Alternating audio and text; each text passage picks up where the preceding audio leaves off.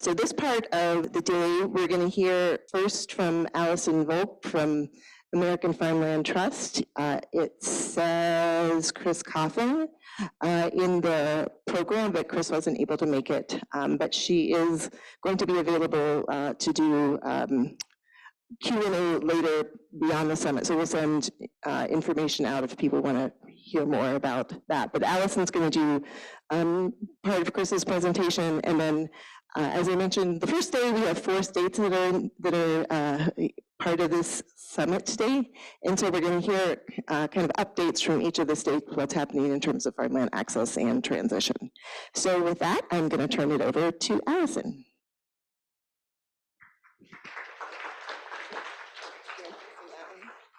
Hi, I'm Allison Volk. I am not Chris Coffin.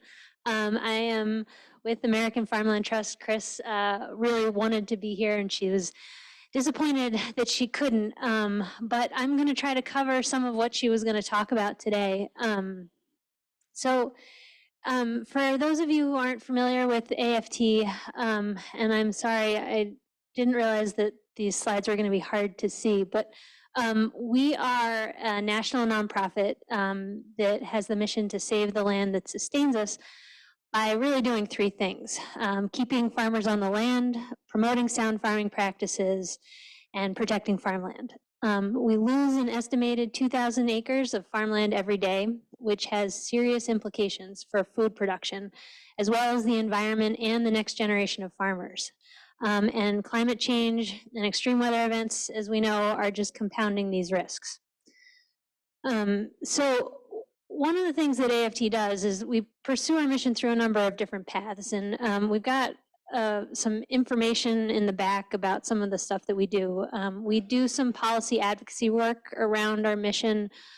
We have a Farmland Information Center that has a huge database of resources around farmland protection. But one of the things that we do is we have several research initiatives that look into a lot of the issues that affect farmland protection and farmland loss. And one of these initiatives is Farms Under Threat. It's research that AFT started in 2016, and it's a multi-year research and modeling project that looks at the state of farmland loss around the country. And it's really a deep dive state by state, and it projects what land loss could look like into the future depending on how development occurs. So Farms Under Threat combined the spatial coverage of the National Land Cover Database with on-the-ground information from USDA and USGS. And what you see up here is a snapshot of what land cover in the US looked like in 2016. So the green is cropland and pasture land, the yellow rangeland, the reddish brown is urban and highly developed land, and the orange is what we're calling low density residential development. And I'll get a little bit more into what that is. But one of the things AFT did was it mapped the country's most valuable agricultural land, because we wanted to see, where that land was in the country. And this is the land that's the most productive, versatile, and resilient land. We've labeled it nationally significant agricultural land, and that's the land in green, and you can see how much of it is in the Midwest, and particularly how much of it is in Minnesota, Iowa, Wisconsin, and Illinois. Between those 4 states, there's 77.5 million acres of nationally significant land, which is nearly 25% of all of the nationally significant land in the continental US. So what this means is, it's important to protect this land, right? And that land loss here matters a lot, not just locally, not just to the state, but to the nation. And so AFT then mapped the conversion of agricultural land, and they looked at the period from 2001 to 2016. And it's notable that this is the time period that includes the most severe recession since World War II. So we're looking at conversion of agricultural land, but during a time when housing starts dropped over 35%. In 2009, housing starts reached their lowest levels since 1959. And rates of development didn't rebound to 2007 levels until 2020. So we're looking at a period of pretty extensive conversion at a time when demand for housing starts, was when people weren't building, essentially, as at the rate that they were building before. And what we found in the state of the state's mapping is that development is threatening farmland in every state. So farmland conversion is no longer just an urban fringe problem.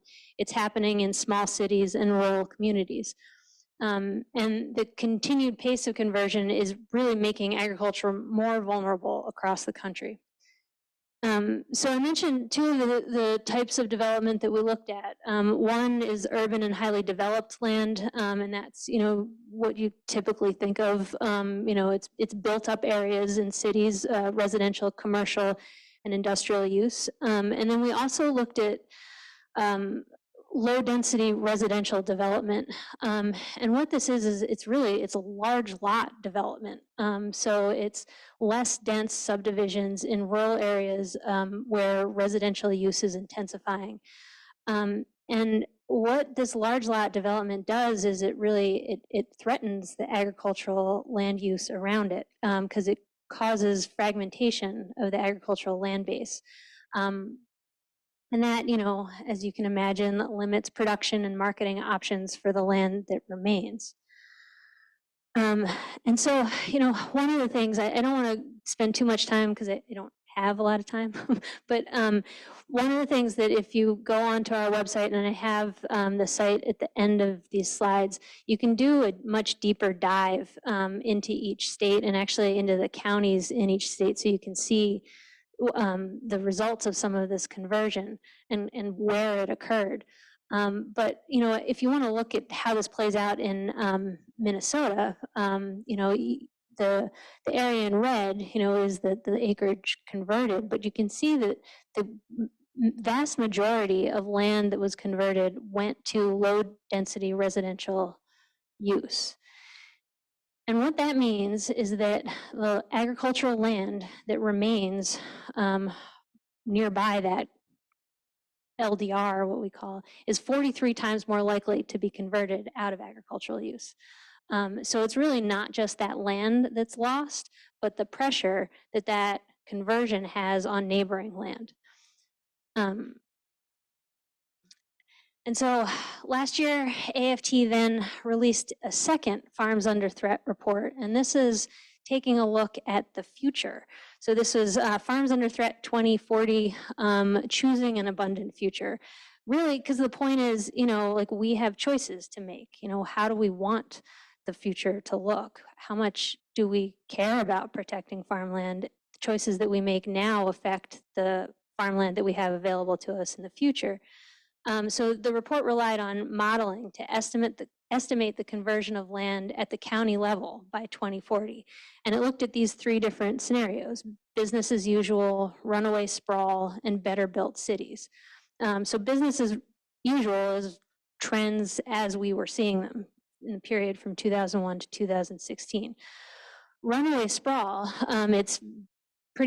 it's very inefficient new development. So that's assuming that low density residential growth accelerates by 50%. And that's the type of growth that's dominating the landscape. And then it looked at better built cities, which is really choosing more efficient growth, more denser development, more livable cities, and allowing more farms to remain. And I think you can probably guess what the results were. Nationally, if you look, the gray shading is the actual conversion from 2001 to 2016, and the dark red is projected conversion to urban and highly developed land. And the orange is projected conversion to low density residential development. And given an increase, given an increase in the housing that we've seen, the building that we've seen in post-pandemic housing trends, we're worried that we're more on this runaway sprawl tract than the business as usual. But you can see how the conversion to low density residential on the runaway sprawl, it's almost off the charts, and the amount of agricultural land converted is way higher than if we were looking at promoting denser infill, more more intentional development. And here's the conversion that's projected for the 4 states, Minnesota, Wisconsin, Iowa, and Illinois. It's similar to the national projection where sprawl leads to more low density residential uses and more agricultural lands converted. Across all 4 states, these projected farm losses could mean the loss of 6,400 farms and nearly $1 billion in farm output by 2040. So what's at stake? Farmland loss, impacts opportunities for next generation producers. Land access and affordability are already challenges. Less farmland means more competition for available farm ground and upward pressure on farmland values. So the less farmland there is, the more expensive it's going to be. The harder it is for beginning farmers to purchase that land or acquire that land. Loss of high quality farmland also impacts producer margins and the environment, as producers either need to bring new, more environmentally sensitive ground into production or rely on more inputs to keep yields up on more marginal ground. And there's also a lot of uncertainty around climate, and climate modeling shows that increased extreme weather variability will lead to greater stress on rain-fed crop production throughout much of the Midwest. So in other words, we might not even be able to do the same things that we're doing now and see the same sorts of returns that we're getting. So now that I've depressed you all, I'm going to turn it over to somebody else.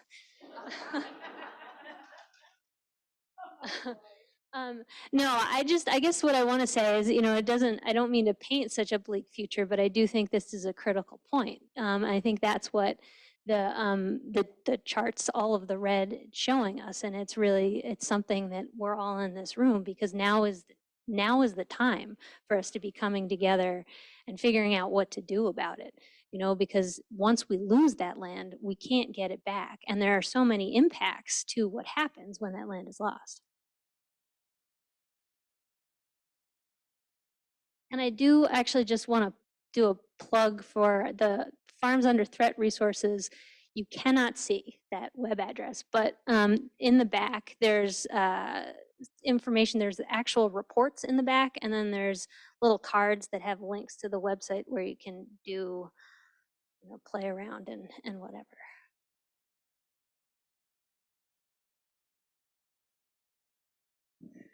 Thank you, Allison.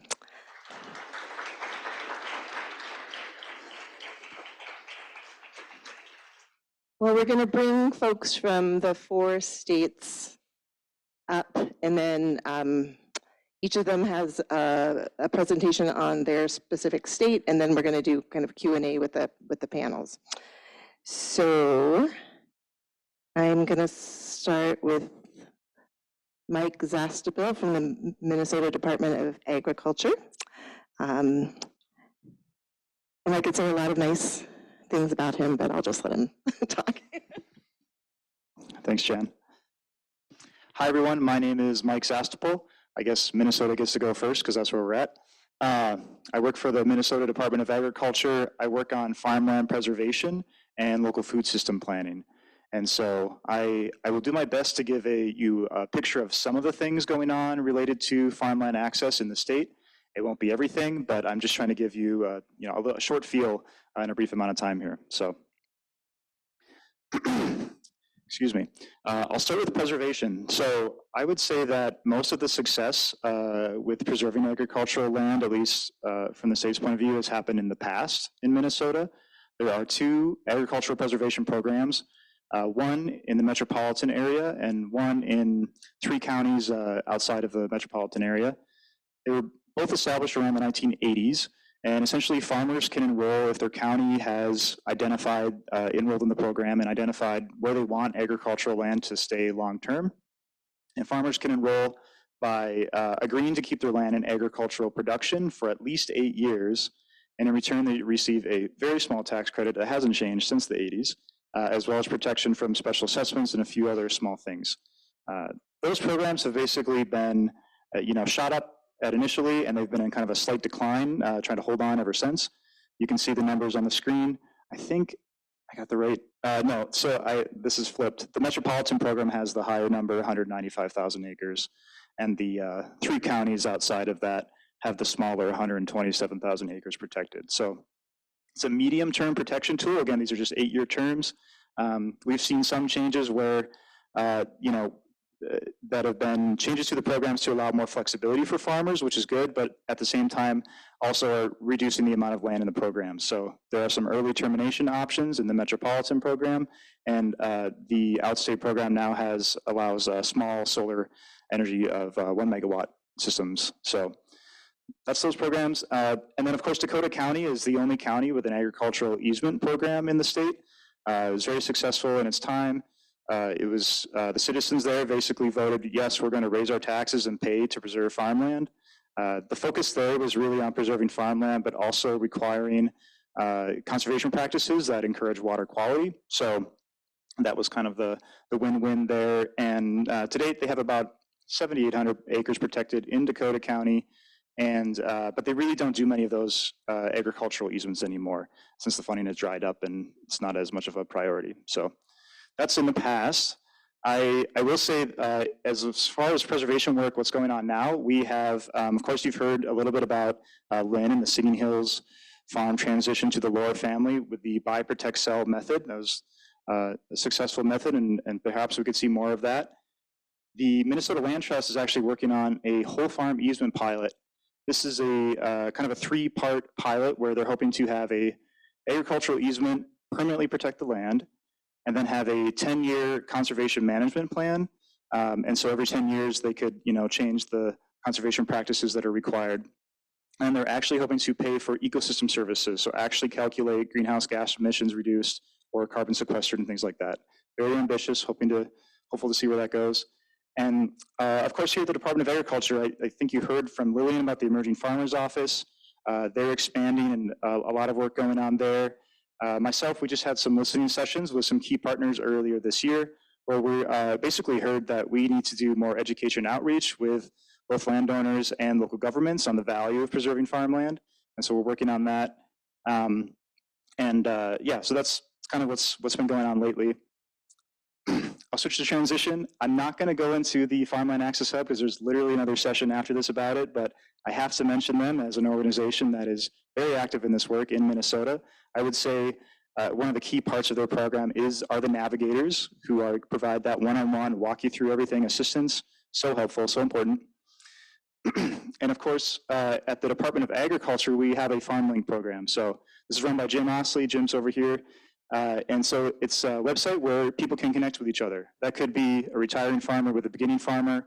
It could just be somebody looking to rent out some of their land, an employer-employee relationship. It's just a place to connect. And that website has made some updates recently, so it's been a little more user-friendly, and we're getting some good feedback on that. So just another program. And honestly, there are so many people working on land access and transition. I'm not going to hit them all, but I do want to also mention the Land Stewardship Project. They have a lot of events. They have their clearinghouse as well, which is very similar to FarmLink.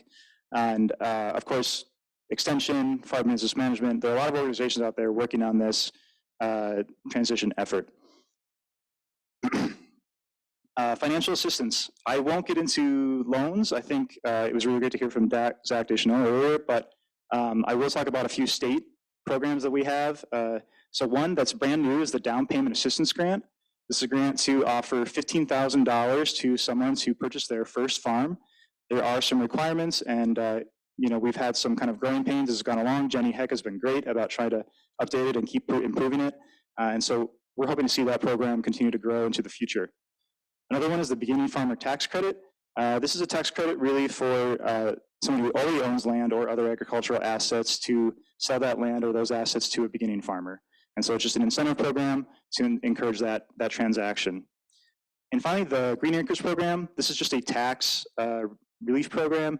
It lowers your taxes to the agricultural use, and it also defers special assessments, paying for special assessments if you have qualifying ag land. Part of that is it's at least 10 acres, and there are some other requirements there. So this can be not inclusive to some farmers that are just starting out, but it is out there, and something to consider maybe updating.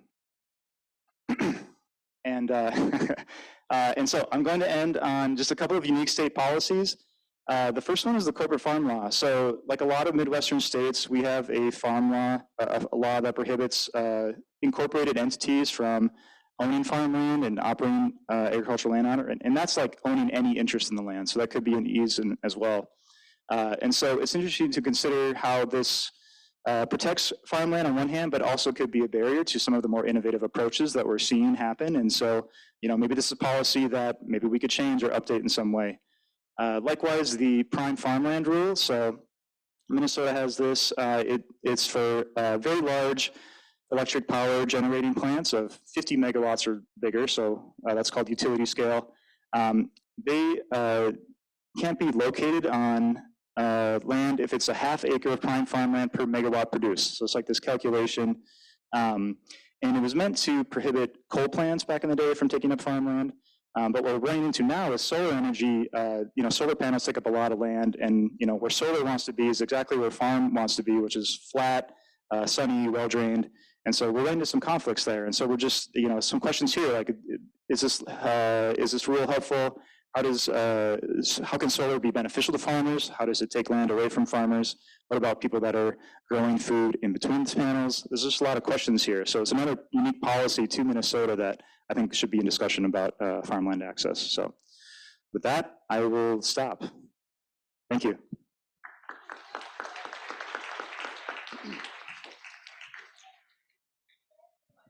Sure.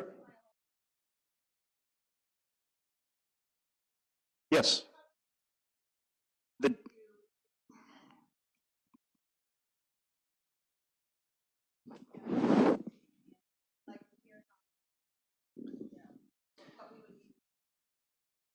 Yeah, you're talking about the down payment assistance grant? Okay. I would encourage talking to Jenny Heck. She would know a lot more about that than I do. I don't know if she's here, she could wave her hand, but no, maybe she's not in the room. But I think, as far as I understand, and I don't know the whole history, but this was feedback from like the Emerging Farmers Working Group, right? We established that working group, and they heard feedback that there needs to be some financial assistance because land access is such a barrier. And so, yeah, I'd be happy to talk to you after and try to connect you with somebody at the department who could tell you the full story if you want to replicate it in Wisconsin. That would be great. Okay, yeah, thank you.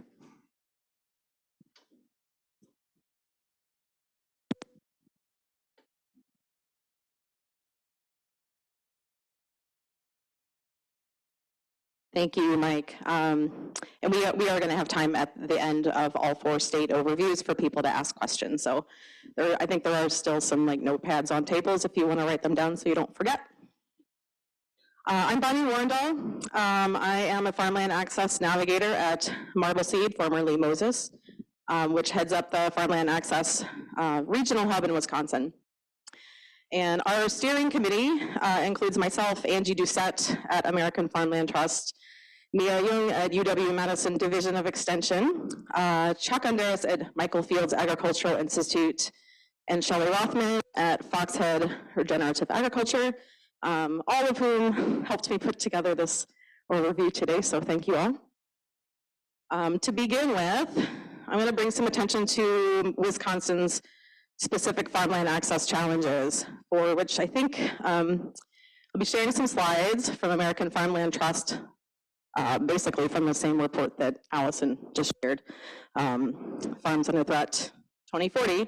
And a lot of this also came from the 2017 Census of Agriculture, which of course does not reflect current inflation and real estate prices since the beginning of the pandemic. So Wisconsin encompasses nearly 35 million acres of land, and approximately 14 million acres of that is agricultural land.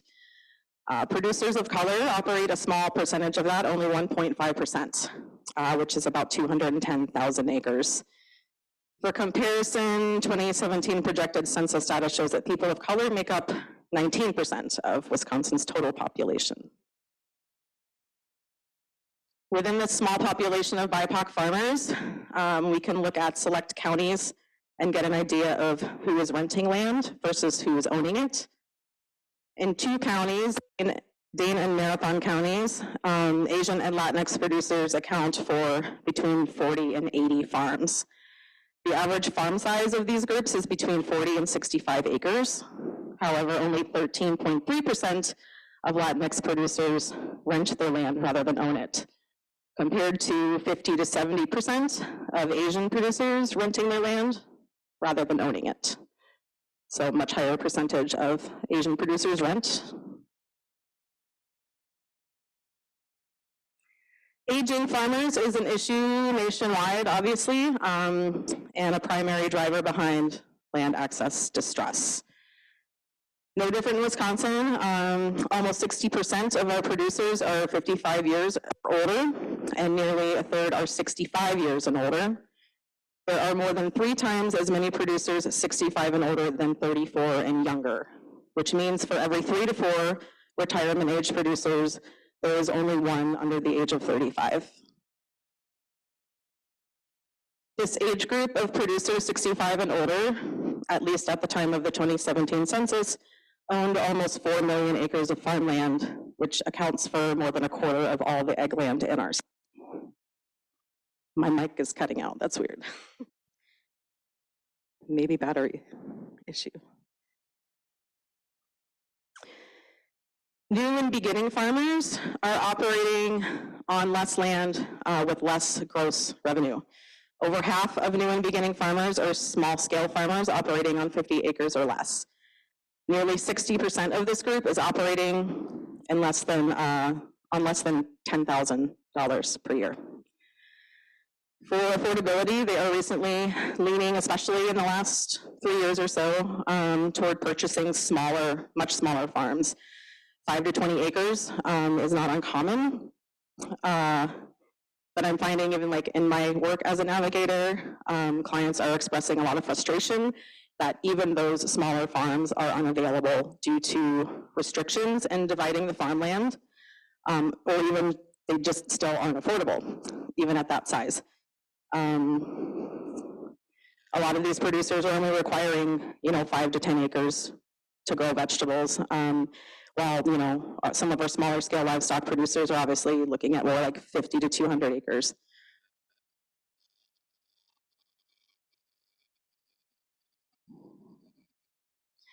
Wisconsin only has 1 million acres of pasture land left, while over 10 million acres are in cropland, and younger farmers are grazing very little of it.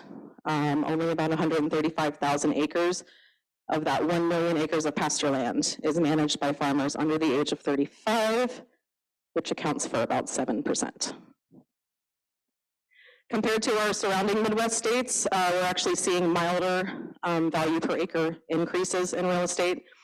Between 2020 and 2021, the statewide average increased 7% to about $5,200 per acre and jumped again to $6,200 per acre in 2023. Likely due to the fact that about half of Wisconsin is wooded, and woodlands command a lower real estate price. How much ag land are we losing every year? So I pulled this slide from the USDA website. It shows the trend of agricultural land sales without buildings or improvements over a 5-year period. Sales are broken into 2 categories: ag land sold continuing in agriculture, and ag land sold being diverted to other uses. Besides 2019, which for some unknown reason shows a much lower number of ag land sold and diverted, overall approximately 3,000 acres of ag land in Wisconsin is removed from agriculture every year for development or industry.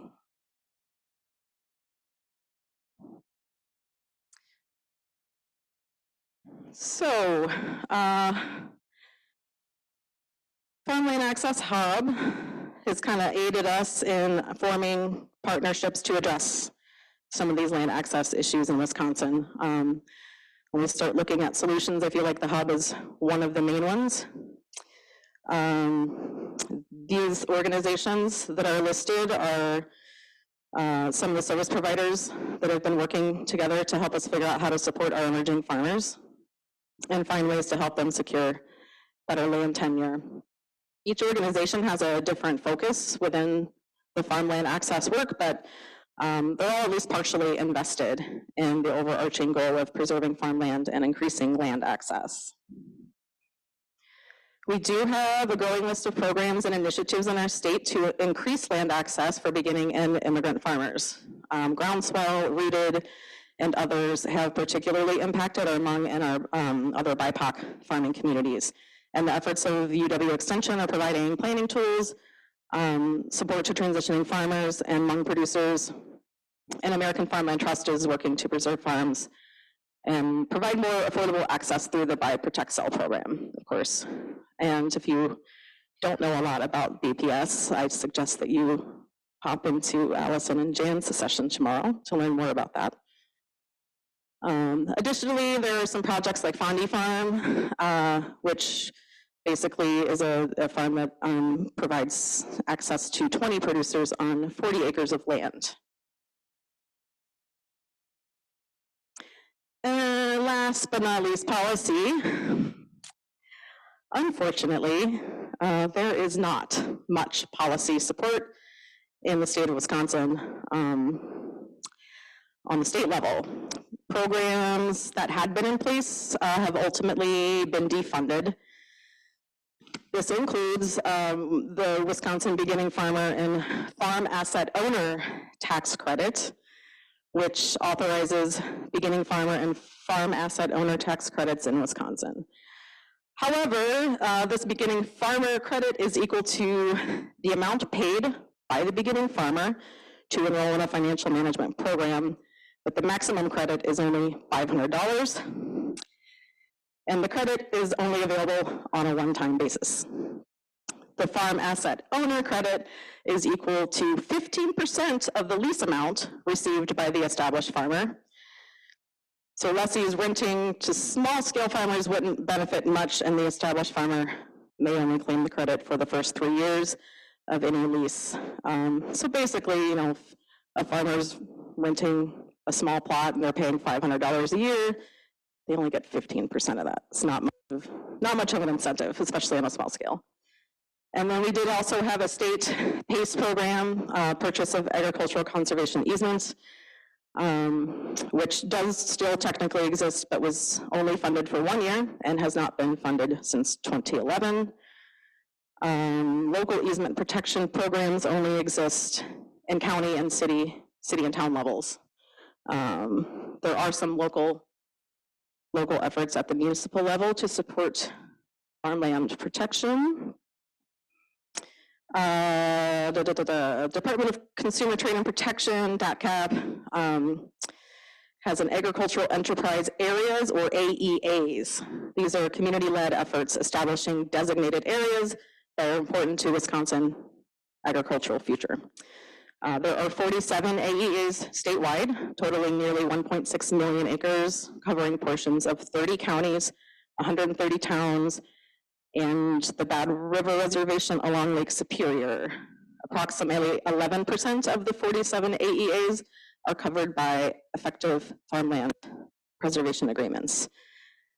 There are currently 427 towns, cities, and villages that have a certified farmland preservation zoning district in the state.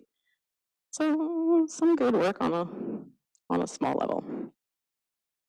But because Wisconsin is ultimately lacking in policy that supports farmland access, we have started a Wisconsin Hub steering committee. The steering committee that's also started recently, but within that, we have also started a farmland access policy working group. We know that there's a lot of energy toward this policy work in our state. There's a lot of individuals and organizations, and there's a definite need for it.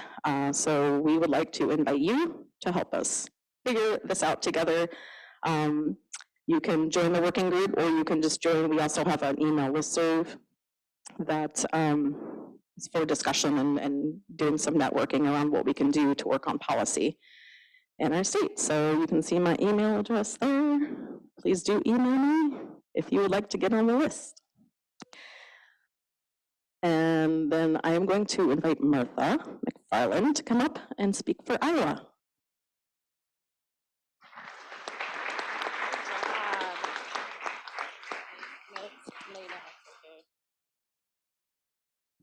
All right, thank you, everybody. I'm Martha McFarland. I work for Practical Farmers of Iowa.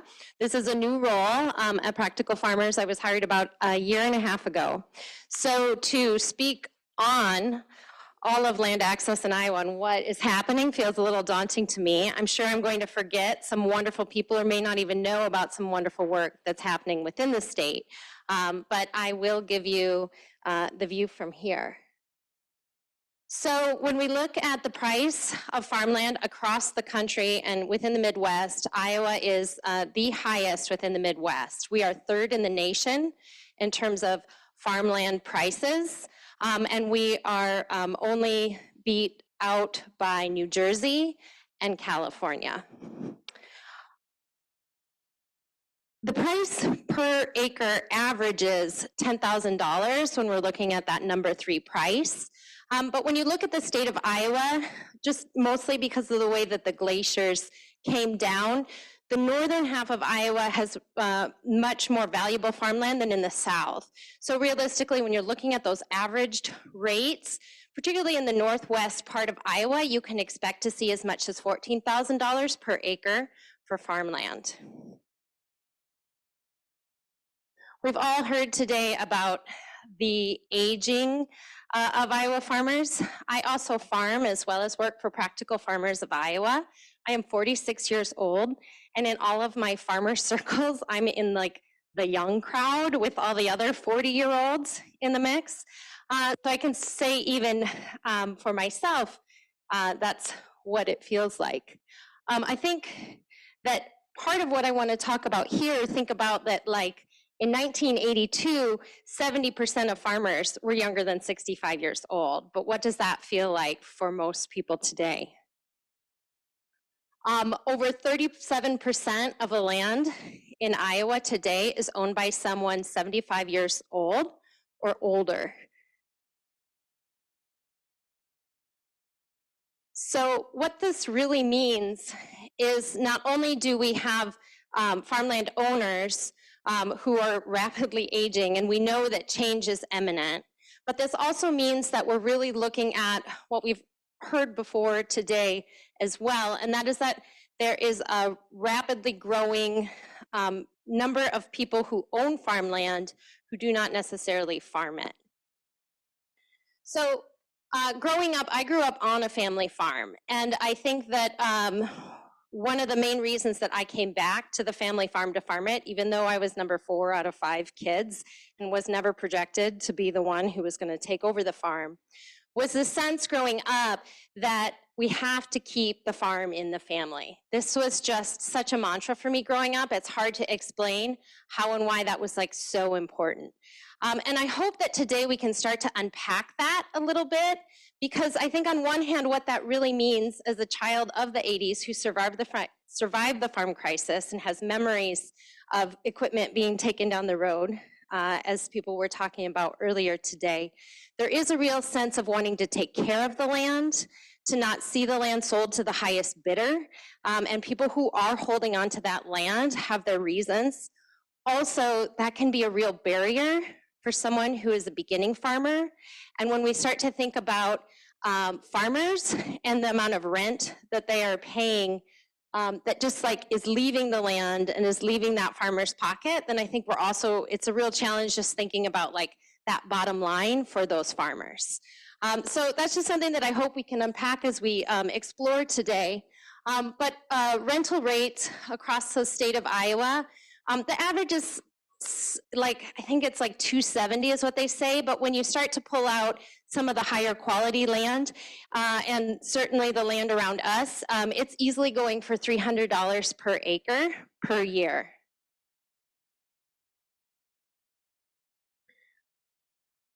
Ooh, oh, sorry, I don't know what I just did, but let's back way up. So obviously, all of these numbers, all of this conversation, we're really talking about row crop farming, right? So row crop farming is just like a deeply ingrained part of what agriculture is in Iowa. Also, that means it can be really even more challenging for horticulture farmers, for food farmers who are out there. I pulled up this image just because it represents the grid in Iowa and also the historic parcel sizes of land that are out there. So if you are not familiar with Iowa, if you drive through 90% of Iowa and you hit a dead end, that's okay. You just turn right, and then you turn left, and then you turn left again, and because there's a grid, you can always find your way exactly where you need to go. And in that grid, which is so much a part of Iowa, we have parcel sizes that started out as 40 acres that people bought. So you have now parcel sizes that are 40 acres, that are 80 acres, that are 120 acres. So what this really means when you're thinking about horticulture farming is that finding a parcel of 8 acres is actually sometimes more of a unicorn than finding 40 acres to farm. I was just curious about the average sizes of farm in Iowa, and what I really wanted to find is just some statistics on horticulture farming, on that small food farming scale, veggie farming, and I couldn't even find it. The USDA reports on corn, soybeans, oats, hay, cattle, hogs, sheep, goats, and bees and honey, but there's nothing even in any of the reporting that I could do in a quick Google search on food farming in Iowa.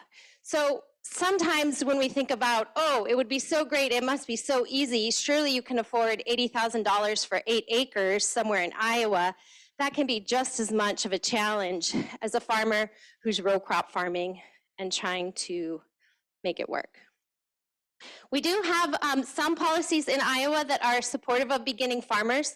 The Iowa Finance Authority was created and has a few incentives. We have a beginning farmer tax credit, which is an incentive to lease to a beginning farmer, which is 5% of the cash rent. Similarly to what Bonnie was just saying, that works out very well if you are renting to a row crop farmer, but maybe not so much if you are renting out those 8 acres.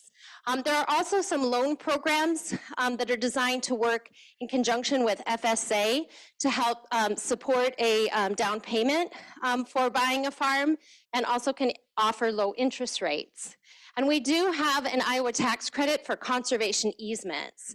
And I would say just after a year and a half of like trying to figure out what we can really do in Iowa to support land access, I feel like easements are a very valuable tool.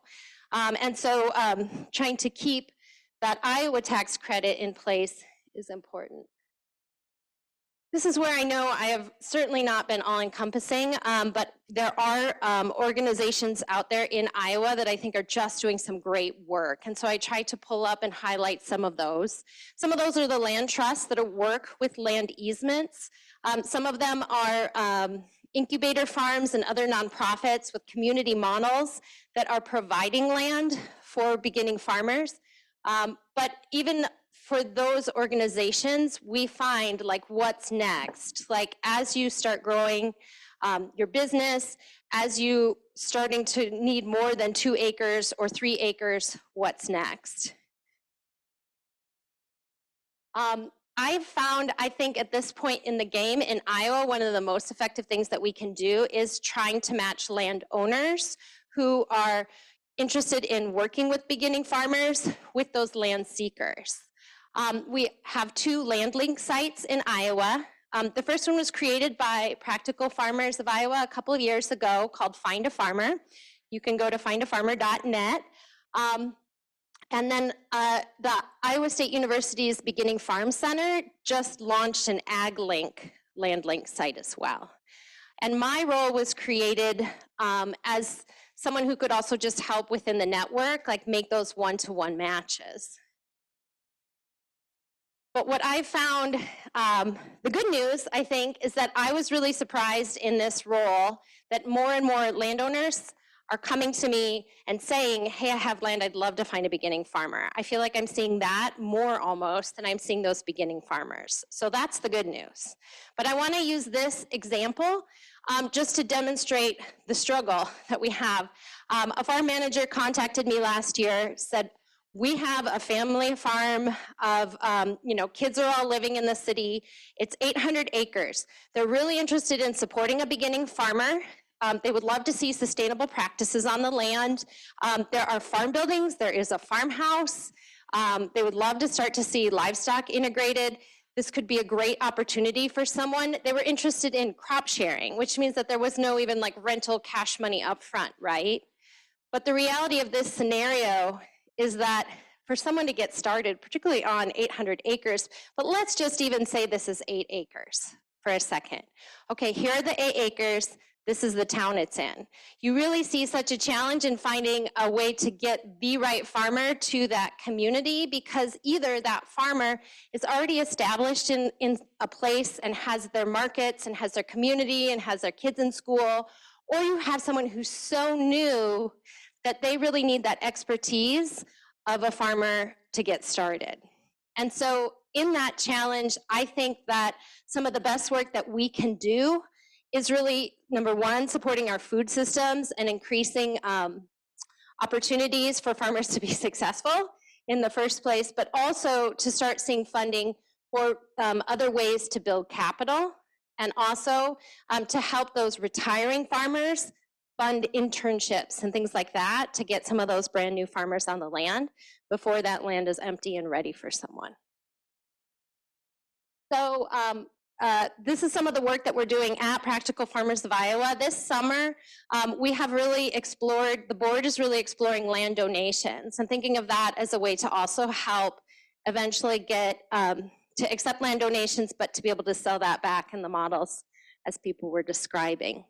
So I think the only other thing that I wanted to add is that I just want to second everything that I've heard today from everyone up here on the stage, that all of these things that are being brought up in other places are certainly the things that we're seeing here in Iowa as well.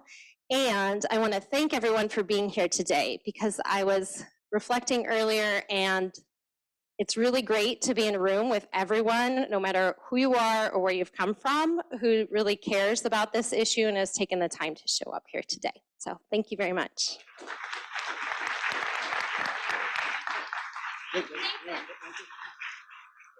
I'm sorry, and now it's my turn to introduce Nathan Aaberg from Illinois. Aaberg, sorry. I just see his name.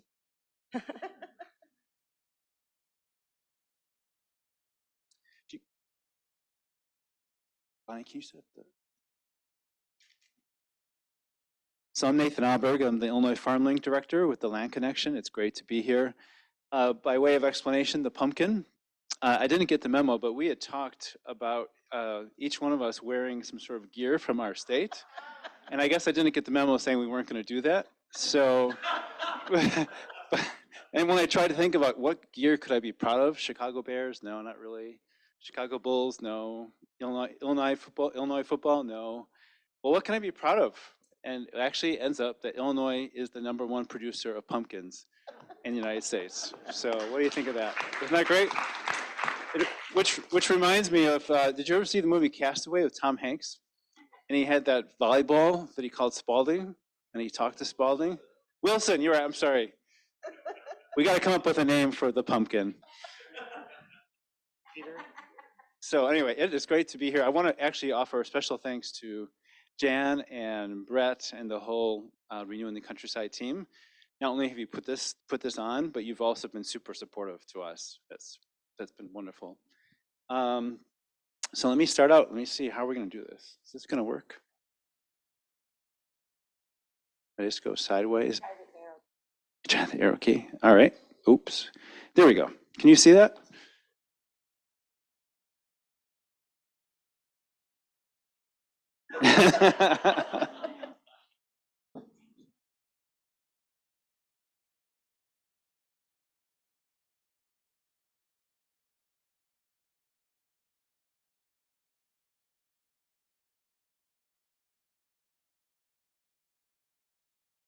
Our organization uses Canva instead of PowerPoint. So sharing that is a little challenge. Should I just use the arrow key then? No? Okay. So we are a program of the Land Connection, which is a food and farming focused organization in Champaign, Illinois. I'm in our remote office, our satellite office near the Chicago area. And Land Connection does farmer training and some other aspects. They kind of do a variety of things because the food system is a very diverse thing. actually 2002, we wrote a BFRDP grant and we got funded, and along with funding from two other foundations, we were able to launch our FarmLink program. So we are only really in operation since this year. So my observations are still fairly new. So I'm just going to give you what we're encountering as we go along. We do a number of things. First of all, let me just highlight that we have navigators. We have a navigator for North, Central, and South. All of our navigators have had some farming experience. Jeannie Jansen, who is our Northern Illinois Farm Navigator, is here, and she's played a huge role in the development of our program, which I'm really grateful for. We also have like Iowa, we have a FarmLink system, so you can go on there and create a profile, pretty detailed profile, whether you're a landowner or a farmer, and then you can sort of filter through those to find the right match. And still, to be very honest, one of the challenges with FarmLink programs is getting a critical mass of people actually using it, because it's like a dating site. If no one's there, are you going to create a profile? We also do advising, like some of the other groups have done. We offer free advising, and that's been an experience that's interesting. We're going to talk about this later, but Martha, it's just the same for us. We're having more landowners calling us than we have farmers. And I'm not sure if the farmers don't know we're there, or they don't think they need help, or what, but it's a really interesting trend. We also offer presentations, education programs. We just did a program called Land Access 101, and we tried to take people from the sort of the land access experience from the very beginning to thinking about it, thinking about your traits, thinking about how well financed you are, to the end, thinking about succession and the next steps. And we think that's hopefully been valuable. There's more things we want to do as well. So yes, we're going to paint the same picture that Iowa did. 75% of Illinois is in farming, and a lot of it's very productive farmland. So the price of farmland has continued to climb. Part of that, obviously, is just the general market. Part of it is that we have a lot of prime land. Number two, also, there's a lot of institutional investor interest, including in wealthy individuals like Bill Gates. So we've seen prices continue to climb. There are some places where a good acre of productive farmland can get over $20,000 per acre. And they're now using something called cash rent auctions. I think it's an online thing where you can put up your parcel of land out in the market, and whoever is interested in farming in your area can put in a bid. And so there are some bids and some leases that are going for $650 an acre. So that just changes the environment.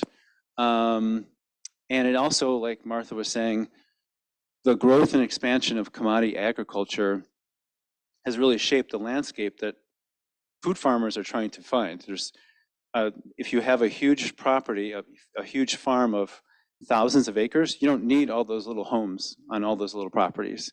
You just let them go. You don't need the infrastructure, you don't need the fencing. So that's been a big challenge for us. And I want to make this transition before we start talking about more local food farmers. We get calls even from conventional grain growers who are looking for land. Oftentimes they're young. Oftentimes they're saying, when farm landowners around us sell their land, they immediately think of the headline farmers, the guys who got the big operations, who got the money, who they know can pay them top dollar. The small farmer can't pay that dollar. That beginning farmer can't pay that top dollar. So even conventional farmers are being sort of locked out in that situation. So let's talk about two Illinois farmers who have found land access. The one on the left is Greta Winkelbauer. In fact, we have some neighbors of Greta here in the room. And on the right, we have Beatrice Kamau. And what's interesting about both of them is both of them got their start with incubators. Greta was at an incubator in Grays Lake, where our office is. And then Beatrice started with the Urban Growers Collective in Chicago. And there's a larger trend of a lot of urban growers getting started in Chicago and then trying to figure out, okay, so we want to grow production. I've got the farming bug. I want to do something more with farming, but I need more land. How do I find a rural place? And it's not just the land, it's like community, it's like finding the right price. Am I going to fit in? All those things get all wrapped up in a big knot. And so in the case of Greta, it took her 4 years because she was looking for a place she could convert into a goat dairy.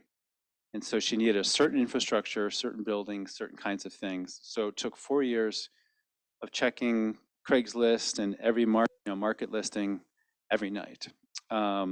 Whereas Beatrice, who's a Kenyan immigrant, grows Kenyan and African vegetables. She started out looking in one county, which is very food friendly, but the problem is it's so food friendly, there's so much demand for land and little farmettes that she couldn't afford what was there. So thanks to her good realtor, she actually shifted her looking to a different county and was eventually able to buy a piece of land. And I'm happy to say that, she went into this community and immediately people were very helpful to her. They were helping, they taught her how to use the lawnmower and everything else. So it's kind of a good story of America welcoming people. But she bought a place that has no infrastructure. So she's having to navigate government programs and figure that out. And I think she's doing really well. One thing I want to mention is that Beatrice got advising help both from the Farmland Access Hub navigators and then also from us. And I would say none of the advice we offered was like, I don't think paradigm shifting, but I think it helped her make smart decisions along the way. And I think that was really, really super, super important. One thing I want to mention with just in general, and this is something that came up with Kathy's presentation this morning, is that the land access needs for a farmer can change over time. So you actually need a chain of land access opportunities, not just one and done. And so that's one of the other challenges, is that you get a start, you find a community garden or something, then you want to go someplace else and like, oh, this could take way longer, which could delay the development of your enterprise. So I want to talk to you about some sort of innovative things that have been happening in Illinois. One is Iroquois Valley Real Estate Investment Trust. We have the founder of Iroquois Valley, Dave Miller, here, as well as some of their staff. And they've actually been around for a while. And like the pumpkin here, they are an Illinois-rooted organization. They're all about pooling investment capital to buy farmland that can then be made available to farmers so that they can acquire that land at a pace that works for their farm's development, if that makes sense. So they've been extremely helpful. They helped, for example, this couple, Rachel and Jesse Smedberg of Tulip Tree Gardens. And Rachel and Jesse grow hemp for fiber, as well as smokable hemp and some different things. Incredible entrepreneurs. But as they went into their second career of farming, they didn't have the capital to buy land. And so Iroquois Valley was there to make a huge difference for them. And then the other interesting program I wanted to share is the Conservation Fund's Working Farms Fund. Conservation Fund is a national organization that also taps capital and kind of gets it into conservation and working land space. Working Farms Fund got its start in Atlanta, and then it's now active in the Chicago area. And what it does is the Conservation Fund will find land for a particular farmer who's kind of qualified and kind of farther along in their business operation. They'll buy it, and then once they have that farmer in place, they will put an easement on it by tapping the USDA's easement purchase program.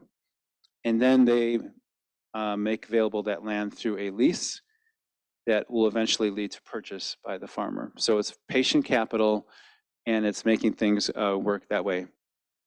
And I'm going a little long. So like Iowa, we have a huge number of landowners who own land but don't farm it. And these are just some of the people we've come into contact with.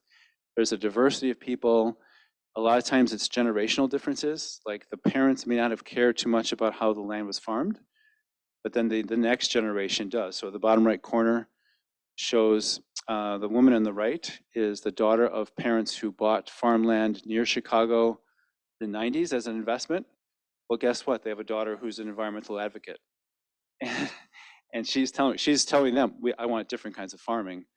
And so that's her talking to an organic grain farmer who they've just converted the land to. And so here's my pitch on this. We need more engagement around landowner work and access and cultivation. This is a land trust that does a women's learning circle for women landowners. We need more land trusts doing that kind of thing. I also want to talk a little about institutional farmlanders land. These are two examples of enterprises, long-term regenerative farming enterprises that wouldn't be possible without long-term secure access. The one on the left is a dairy with the Kane County Forest Reserve District. That's Cliff McConville. The one on the right is a bison operation on public land. If you want to learn more about the emerging world and market and systems, check out this report. Finally, we want to end with succession. This is a program that American Farmland Trust asked us to help produce. It was a gathering for farmland owners who are thinking about succession. And we had 3 farmland owning family representatives talk about their experience with succession. And I think just like hearing from the farmers and the landowners today was so powerful, for farmland owning families to hear from other farmland owning families was super powerful. Here's the things I learned from that. Number one, there's no single path for succession. Each one of these is very different. Number two, there's not only rural food deserts, rural medical deserts, there's also rural legal deserts. And it's hard to find it's hard to find legal help in some of these places. It's even harder to find someone who knows law, knows farming, and also understands family dynamics and can kind of put that all together. And then I think this is the final thing. This comes from Kathy Roof in the Land for Good that highlights the different roles that FarmLink programs can play, from posting to connecting to matching. She essentially lists all the different kinds of support that farmers and landowners need. And I guess my point is we need more of that help that's coordinated, from incubators to farm beginnings programs to everything else. And that'd be a dream for me. Thanks very much.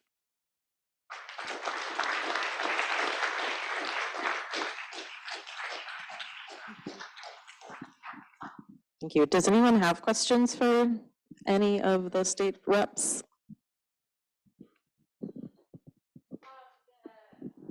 I'm coming. Thanks, Sarah. Sorry. The 2 groups that you mentioned, the Iroquois Valley Farmland Trust and the second one, which I wasn't able to write down because of speed, do they only operate in Illinois, or are they able to do that service for some of the other states like Iowa, Minnesota? You should really talk to Dave Miller, but Iroquois Valley does operate in other states. I think they operate in at least 18 states, maybe more. But there are some restrictions on where they can operate because they're an institution or corporation. So where there's rules against that, that makes it hard for them. As far as the Working Farms Fund of the Conservation Fund, right now that's limited to 2 urban areas, Chicago and the Atlanta urban areas. Was that right? Are you from the Conservation Fund? Excellent, thank you. I was noticing that a lot of the programs you all mentioned that help emerging and beginning farmers are framed around kind of this easement or trust concept that requires certain conditions to be met on the land. And in a lot of conversations that I'm a part of, there's interest in different types of farming models that might have multiple families living on the same farm, intergenerational housing needs, and kind of some more needs for humans on land that is being marked as conservation land or farmland. And I'm wondering what opportunities you're hearing for those types of models on the ground.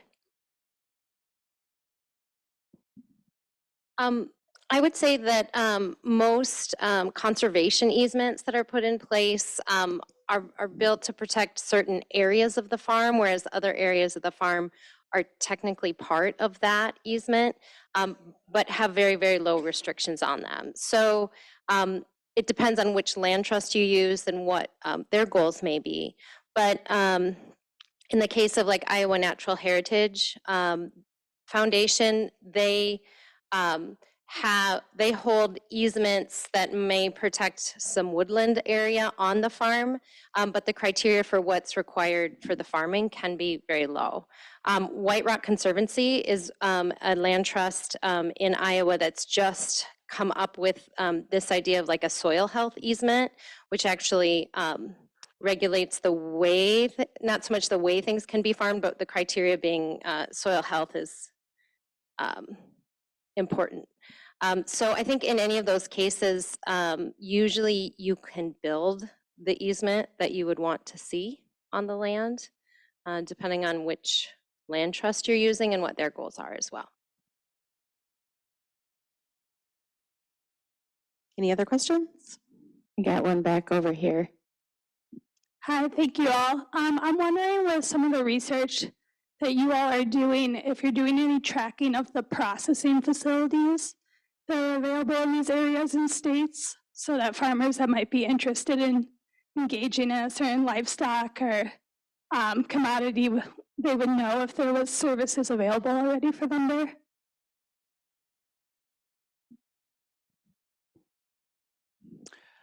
I don't know of any comprehensive survey of that. I do know that the Pasture Project teamed up with the Illinois Grazing Lands Coalition and identified all of the processing facilities for livestock in Illinois. And they really are on a big push to expand regenerative grazing in Illinois. So that's one example of it being done for one particular industry. At least in Minnesota, if you go to the state's website, you can search for facilities that are licensed and you can get data. So for example, equal to meat processing facilities or custom meat processing facilities, you can get that information. But again, it's not like in a easily accessible map or something like that.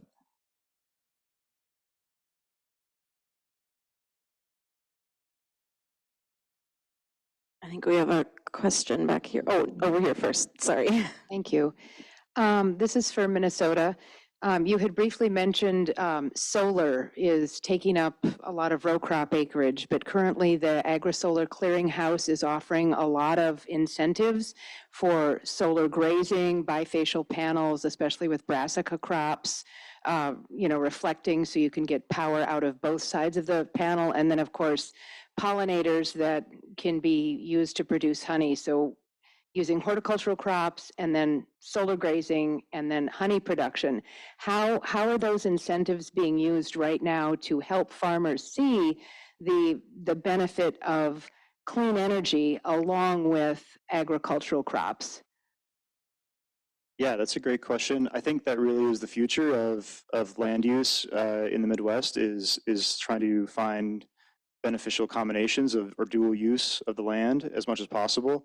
I think a lot of that's really emerging. I know that there are, I think that there are some incentives for pollinator habitat in Minnesota, but I don't believe there are currently any incentives for other types of food production.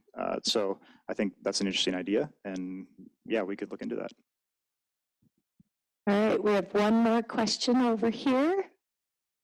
This is maybe a question for the representative from Minnesota, but I wonder if there's connections between state departments of agriculture working together to figure out shared policies so that folks that work and live in different areas but might have access to land in different areas know that they might have a safety net across multiple states, or if they're living and leasing land on either side of a state line, that there's some sort of connection between policies that support land access. I think that's a great idea. I'd love to hear your ideas for that. But I think any kind of intergovernmental collaboration is difficult, and maybe you'll get to a solution, but it could take a long time. I think of like the Red River diversion. I used to live in Fargo for quite a while, and so those things that take a long time, but they're definitely possible. So I'd love to hear your thoughts. Yeah.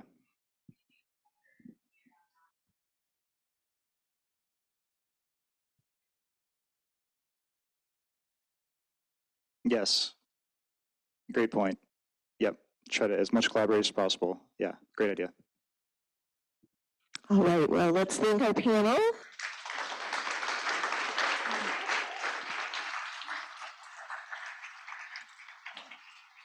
And thank you, Nathan, for having team spirit. We forgot all about that.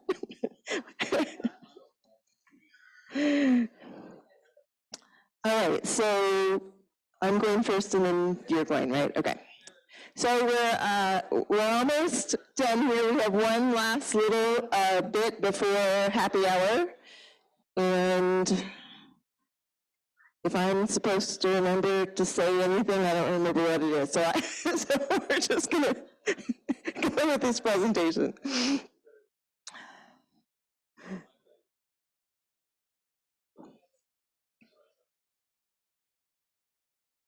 All right, so while Kara's pulling this up here, so you've heard a lot about the Farmland Access Hub, and you know that the Farmland Access Hub is hosting this event.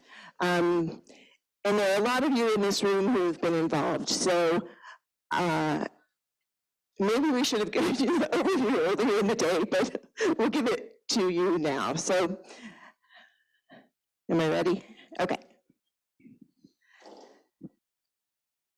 So here's a little bit of a history of why we have a Farmland Access Hub. So back in 2011, 2012, probably long before that, I know long before that people were talking about this issue, but a number of us who attend farming conferences and talk to farmers kept on hearing that land access was a big issue.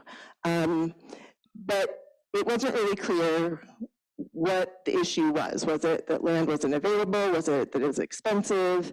And so we thought, well, let's try and figure this out and let's solve this problem. That was a little naive, but anyhow, so I usually say that most of my work is like writing grants. So we wrote a grant and we got funding from the Bush Foundation to do a process. And this was a bunch of partners. Again, I see some of you in this room, where we held focus groups at farming conferences.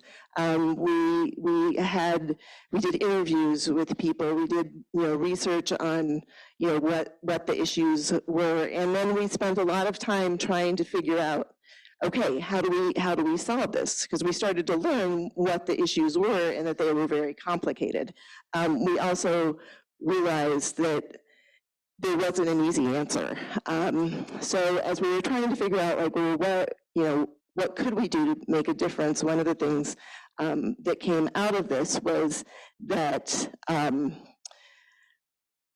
I think it was Jack Hadeen from Featherstone Farm, if any of you know him, that we were in, actually I think it was Paku Hang, Jansen's sister, who used to be the executive director at HAFA. We were in this meeting and Jack had this idea. He was like, well, what we have is a lot of organizations who are touching beginning farmers at different places, but they're not necessarily working together. And so, a farmer will go to this organization and then they'll go to this organization and they don't know where to go. So is there a way that we can create a network so that we can all be working to funnel farmers to the right resources?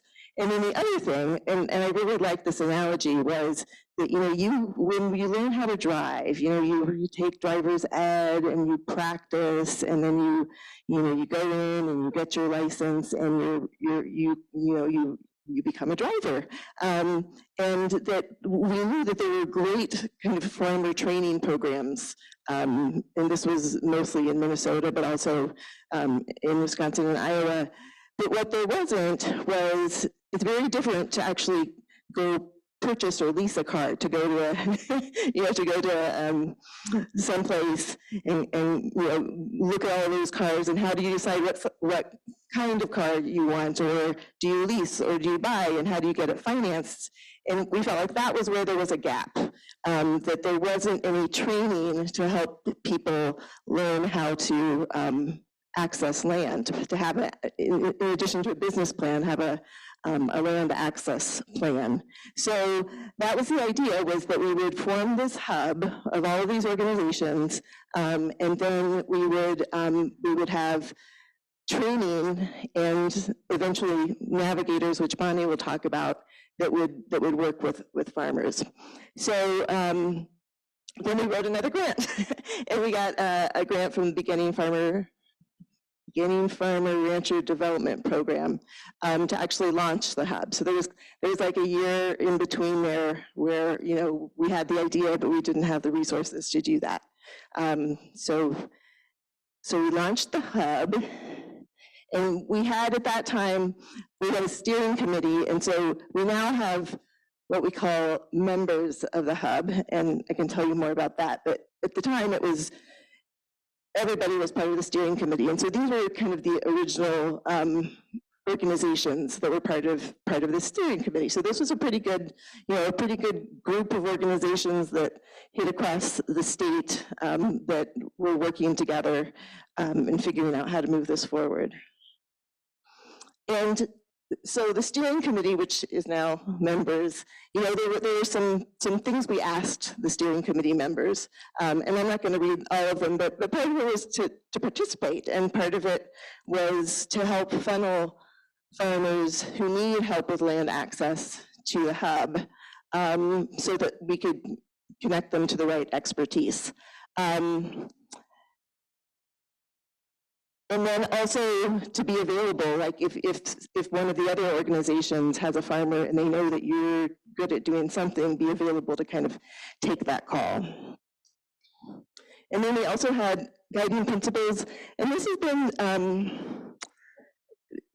I think these still hold, we probably need to revisit them, but we didn't want the hub to be one organization. And so I often fight against the fact that because the money is going through Renewing the Countryside, that it's Renewing the Countryside's Farmland Access Hub, and it's not. It's all of those organizations that are working together. We're a network, so we're an informal network that's doing this work, and we call ourselves the Farmland Access Hub.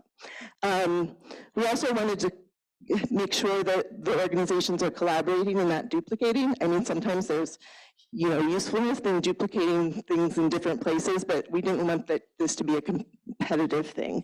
And then really wanting to provide the right resources to farmers. The hub generally works with farmers, you know, later, those, is it mid-level beginning farmers who are ready to access land. But if we get a call from a beginning farmer that's, you know, new, because of the network, we know who to send them to get those resources.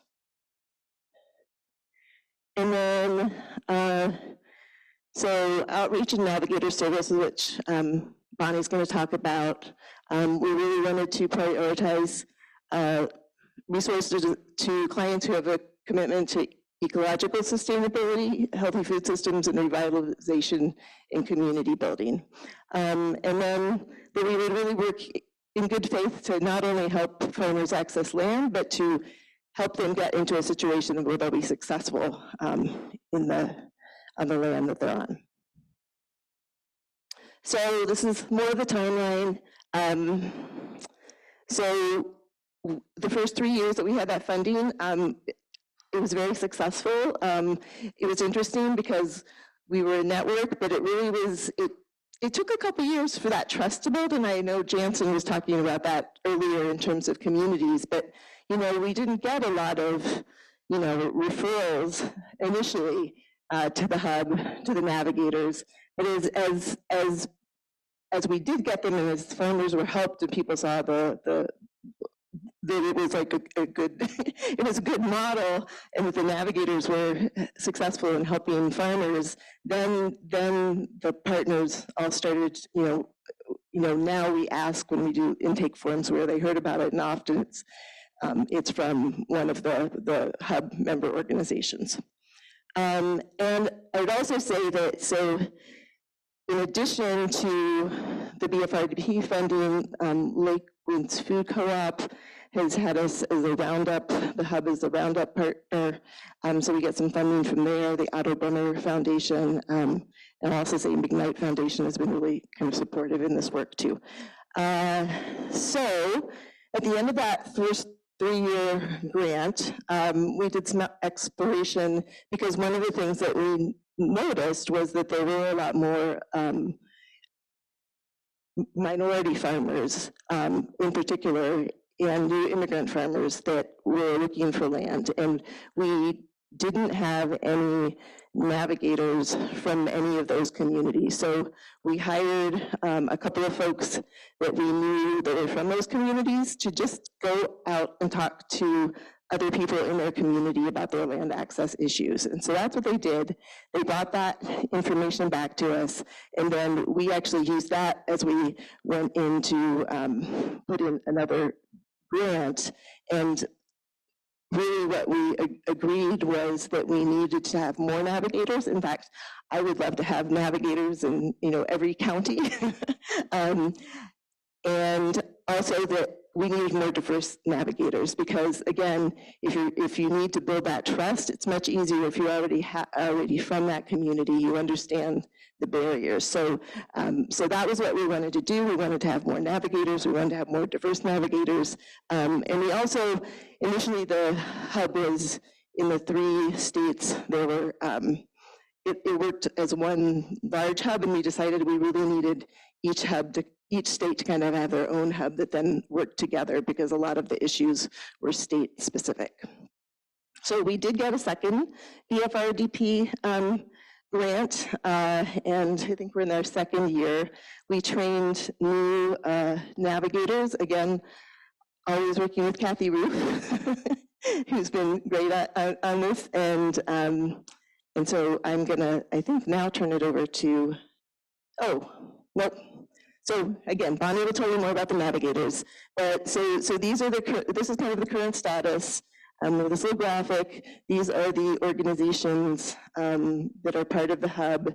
If you are an organization or even an individual that wants to be part of the hub, let me know. We have information on that, and it's a great network and a way to move forward this work. And then the other thing, and I'm really excited about this, is that we just heard from Nathan, so they now have navigators and are linked into we're all working together, I guess is what I'm saying. And then American Farmland Trust received some funding to have Great Lakes navigators, so the colored parts of those states. And Bonnie actually is a navigator both for Marbleseed as part of this hub, and then also a Great Lakes navigator, so she's straddling that. And then again, Land for Good has been connected to a lot of this work in terms of providing training. And then if you want more information just on the hub, we got a new website, yay, in 2022, after really needing one for a long time. So more information, farmlandaccesshub.org or .farmland.org. All right, Bonnie, now I think I'm turning it over to you. Thank you, Jan. How's everybody doing? Yes, thank you for sticking it out. I know we're all getting tired. It's been a long day. And I just want to say I'm really, really glad that you are all here. We've put a lot of time and thought into how to pull all these people in this room together today. I think this is really, really important work that we're doing. I introduced myself earlier as a Farmland Access Navigator with Marbleseed. As Jan mentioned, I also am a Farmland Access Navigator, or a Great Lakes Farm Navigator, as we're called through American Farmland Trust. I also am a Farmland Access Specialist at Renewing the Countryside. And I'm a connector through the Go Farm Connect program, connecting farmers to USDA resources. So everything that I do in my work is around helping farmers and getting farmers and keeping farmers on the land. So I'm really passionate about the summit. And so now I'm just gonna give you, I promise this won't be a super long overview of the Farmland Access Navigator program. And I am a farmer myself, I should mention. I'm a cut flower farmer in Northwest Wisconsin. And so I've had my own farmland access journey, which was long and difficult. So I know firsthand just how challenging it is to get land to farm on, even on a very small scale. So I did finally succeed, and I have my little farm now. And when I'm working with clients, I feel like that experience, very personal experience, helps me connect with my clients. So what does a Farmland Access Navigator do? We get this question a lot. People say, we hear about navigators, but what do you guys do? First of all, well, ultimately, I guess overall, job of a Farmland Access Navigator is to provide one-on-one support to land-seeking farmers. That's really the basis of our program. When the cohort started in 2017, we had 4 navigators in 3 states, Iowa, Minnesota, and Wisconsin. As the program has grown over the years, more farmers are seeking assistance. They're learning about our program. We've added 2 more cohorts that have been trained. And then now with Illinois as a partner, as a regional partner, there's a total of 19 navigators in 4 states.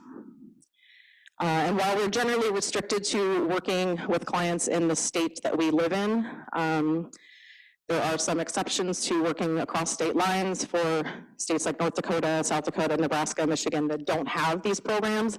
So like I, for example, have worked with clients like in Michigan a little bit or Illinois a little bit.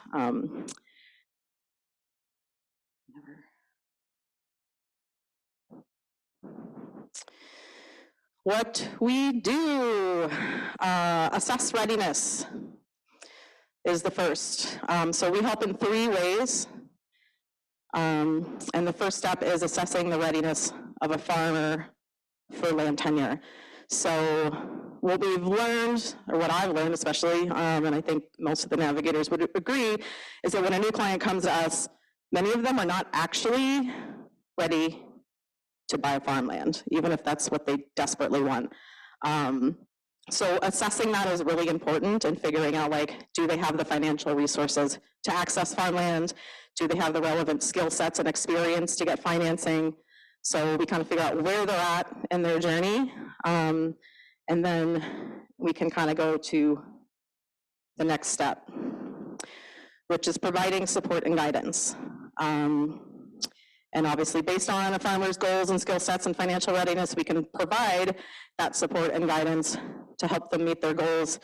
That could be, you know, as simple as like, you need 3 more years experience managing a farm.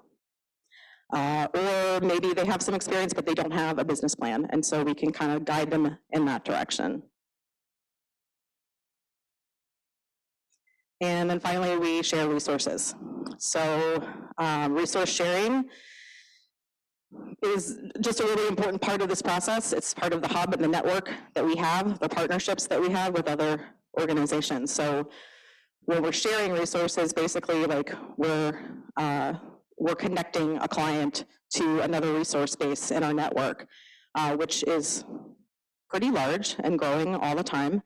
You know, it could be connecting a client to a real estate attorney to help with strengthening a lease, for example, or a business planning course if they really need to like work out that part of their process. And how do we do it? Well, there's all sorts of ways. We go through a lot of training. So we have basically monthly trainings in our cohort. We have bi-monthly meetings, and usually at least one of those, we have a speaker come and do some sort of training with us. We've done additional trainings with Kathy Roof in the last, well, over the summer. There's sort of always this ongoing stuff, but you know, this is kind of broken down into the ways in which we help our clients. Again, like identifying the goals and the vision, like assessing the client, creating the property description and search plan. You know, are you going to be renting? Are you ready to buy? What does that look like? What do you need? What don't you need? What do you think you need but you don't actually need? Like some of that kind of work.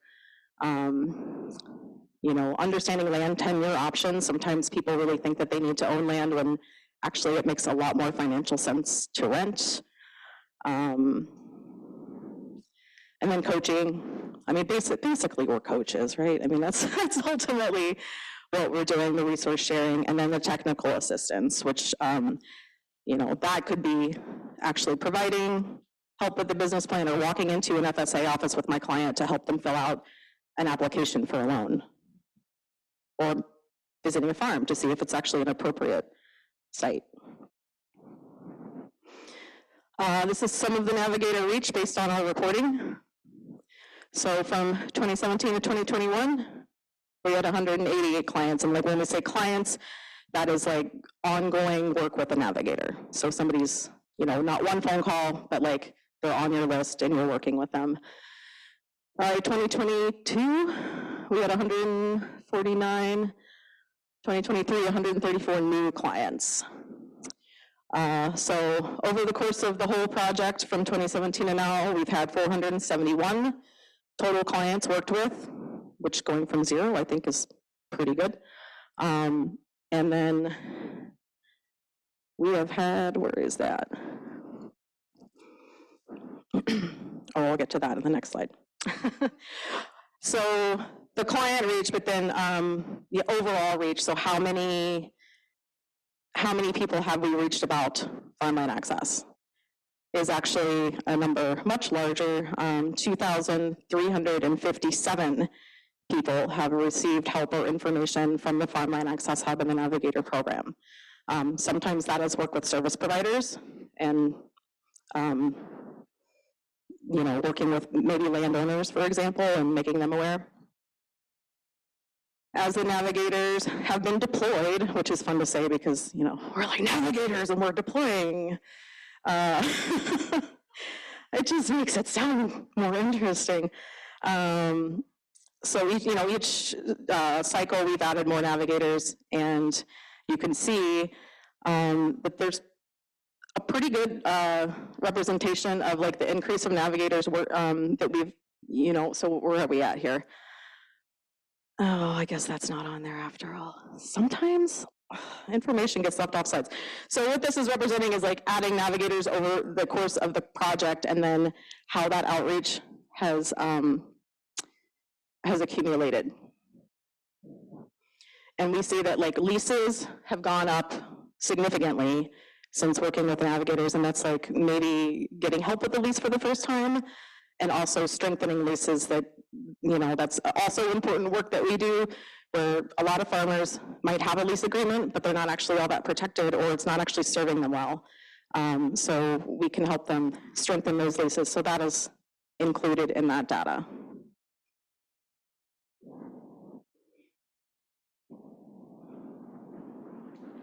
Yeah, the blue line represents number of leases secured. The orange line is farms purchased, which is fewer for sure, but obviously like as land prices are also going up, those purchases are remaining low, unfortunately. So our program is growing.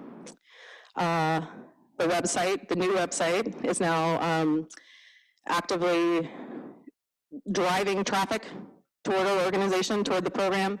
We have an intake form for landowners and we have an intake form for land seekers. And noticing all of a sudden now, I've got to respond to a lot more requests for help, especially from land seekers. So even though we just finished training a new cohort of navigators, we already need to hire more because we're all at capacity. I think this is a good problem to have.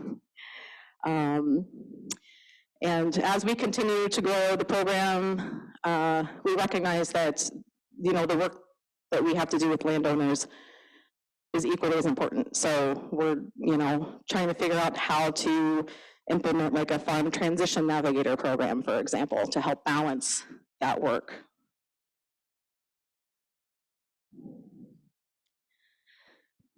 Angie Doucette from American Farmland Trust was prepared to give an overview of their Great Lakes Farm Navigator program.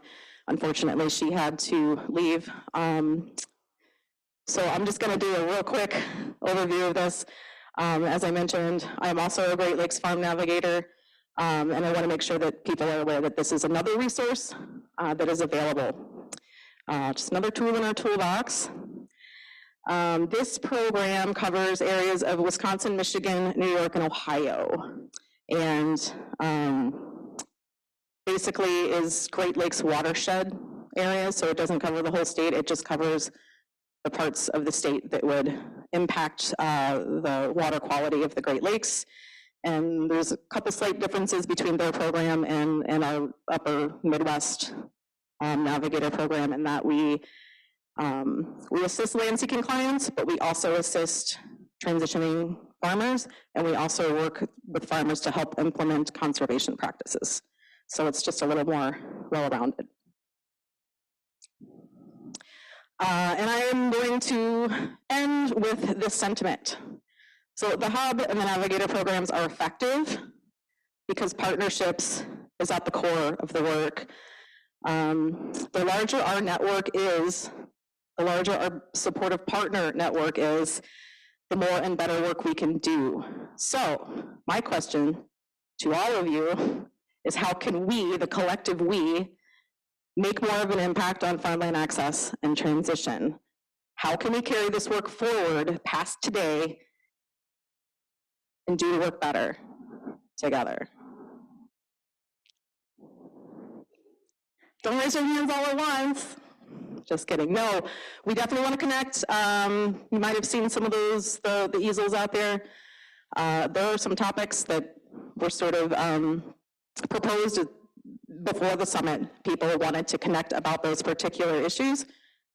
So if you want to get involved with a group to work on a specific farmland access topic, go put your name down. Tomorrow at lunch, we'll have tables where if people want to during lunchtime, you can sit down and have a discussion about that certain topic. So I hope that people will do that, and I hope people will connect and save the world. Thank you, Bonnie. All right, well, just thank you, that was great. And just that sentiment of you all staying, and it's been a long day, and we really appreciate that. If you haven't filled out your evaluation, the questions were, did you learn anything? Will you take any action based on what you heard? Did you make any connections? And do you have any comments? I think Kara's going to put that up here for you. So before we go to happy hour, I just want to thank you all again. I want to thank everyone in this room who has helped put this together. There were a lot of people working on a lot of different pieces of it. I also want to tee up tomorrow. You have your programs. Tomorrow we have 20 breakout sessions. So we'll all meet here for just about 20 minutes, and then we'll go to the breakouts. There are, every time I started to talk to someone about their session, like I got really excited, and I'm really bummed that I could only go to 4. So there'll be 4 time slots with 5 breakout sessions each. So make sure you take a look and figure out which ones when you go to tomorrow. So with that, I am going to let you all go, and the happy hour is at the other side of the Arboretum. There will be people out there who, well, you'll see the crowds going that way. So we invite you over there to continue the conversation with each other. Thank you so much.